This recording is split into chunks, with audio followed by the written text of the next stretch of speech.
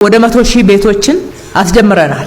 ቆጥቡ። መንግስት ሰራተኞች እስከዛሬም እየቆጠባችሁ የኖራችሁት አሁንም መቆጠብ የምትችሉ ከችግራችሁ ላይ ቆጥቡ፣ ከጎዶሏችሁ ላይ ቆጥቡ። ጨከነ ካልተባለ ችግር አይታለፍም። በብድር አልጀመርንም፣ እንደከዚህ በፊቱ በብድር አልጀመርንም። በሀብት ያላቸው ገንዘብ ያላቸውን ሰዎች አስተባብረን እኛ መሬት፣ መንገድ፣ መብራት፣ ውሃ የመሳሰሉትን መሰረተ ልማቶች እየሰራን ባለሀብቱ ደግሞ ገንዘቡን ይዞ ከመንግስት ጋራ በጋራ በመሆን አንዳንድ አቅርቦቶችን ጨምረንላቸው በጋራ እየሰራን ነው።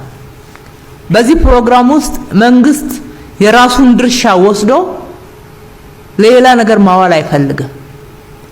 የቤቱ ዋጋ መቀነሻ አድርጎ ሰዎች ቤቱን መግዛት እንዲችሉ ማስቻያ ነው ማድረግ የሚፈልገው። ገብቷቸዋል እምለው።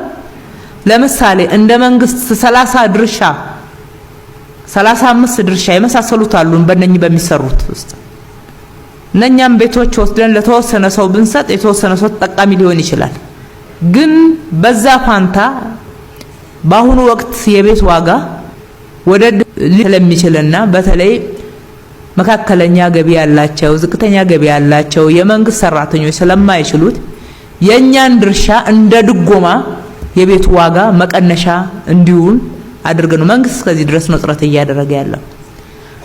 እዳችንን ደግሞ ትንሽ አቃለን ባንኮችም ጠንከር ሲሉ አሁን ወደ 120 ቢሊዮን የሚሆን ብድር አቀርባለሁ ሲል ንግድ ባንክ ሰምታችኋል። ከዚህ የተረፈ የሚባል ነገር አሁን ማንም አለው ብለን አይደለም የና አማራጭ ያቀርብነው። ዝም ካልነ ችግሩ ትንሽ ስለሚከርም እድሜው ስለሚያረዝምብን፣ ነገር ግን የሚችሉት እንኳን አማራጭ እንዲያገኙ ነው።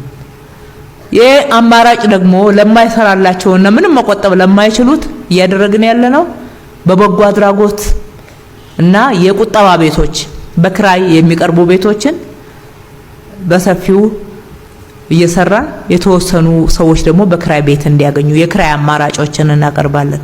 ልክ የቀበሌ ቤቶችን እንደምናቀርብላችሁ ማለት ነው።